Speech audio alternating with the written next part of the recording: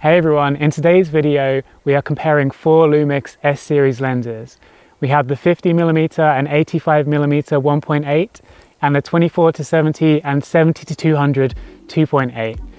We have the talented Charlotte here with us today, so let's see how the primes compare to zooms. I wanted to start things off by standing in the same spot and comparing field of view. I began with the 85mm f1.8.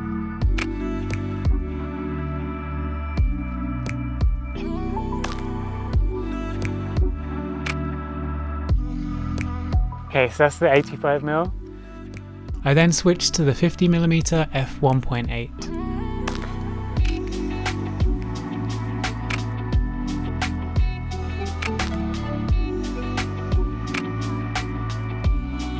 Okay, so let's use the 24-70. I'm going to keep the lens at 2.8, the maximum aperture, just so we can see how all the different lenses look at their widest. Okay, so that's 24mm. Alright, let's try 35mm.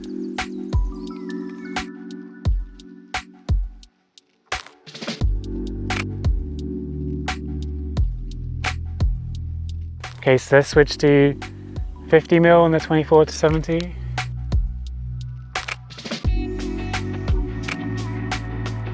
Okay, so let's switch to 70mm on the 24-70. Okay, so this is the 70-200 2.8. Let's go up to 105mm.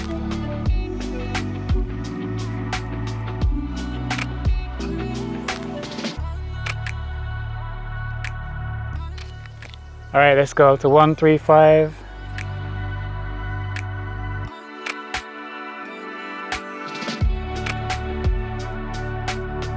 So let's take a look at all the images together, starting with 24mm and ending with 135mm.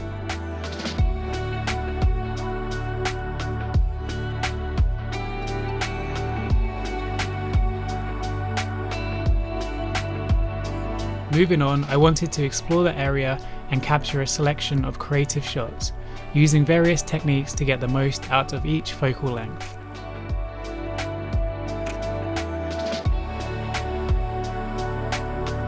.24mm is great for capturing wide environments, but I also love the dramatic look of getting up close to your subject.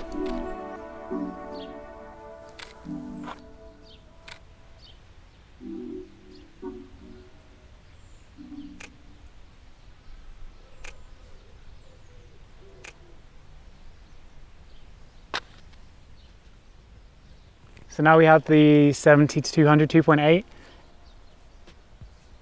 Stepping way back and shooting at 200mm renders an interesting compressed look.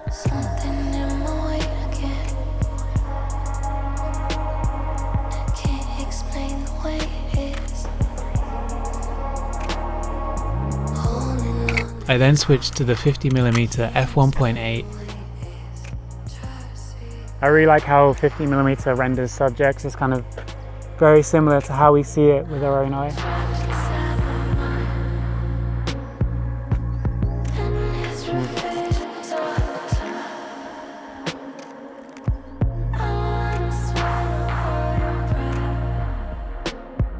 Let's switch to the 85mm.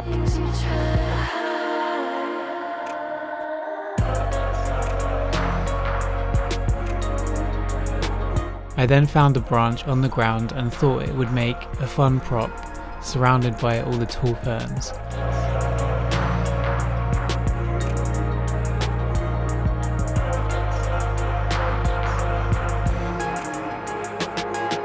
So in conclusion, I enjoy using both primes and zooms.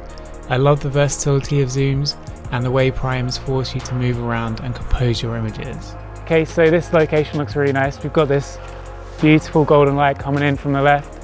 It's illuminating these trees, so let's see what we can do here with the 24-70.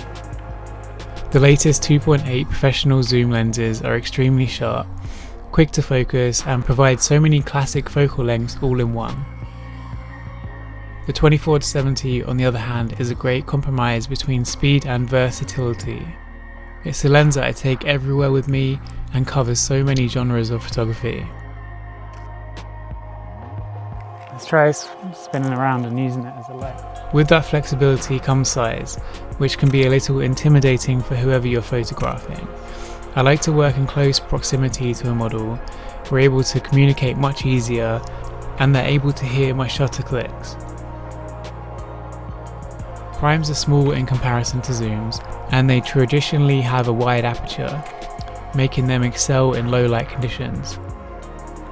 My favourite thing about primes is the consistent look to a set of images. I'll often photograph a whole day on 50mm and love how all the images look together. We're able to generate heaps of subject separation shooting at apertures associated with prime lenses, f1.4 and 1.8 for example. With the quality of all Lumix S series lenses, it really does come down to personal preference when choosing between a zoom or prime lens. I'd like to say a big thank you to Charlotte for modelling and Scott for filming the behind the scenes. I'd love to know what your favourite shots were, and if you have any questions, please let me know in the comments.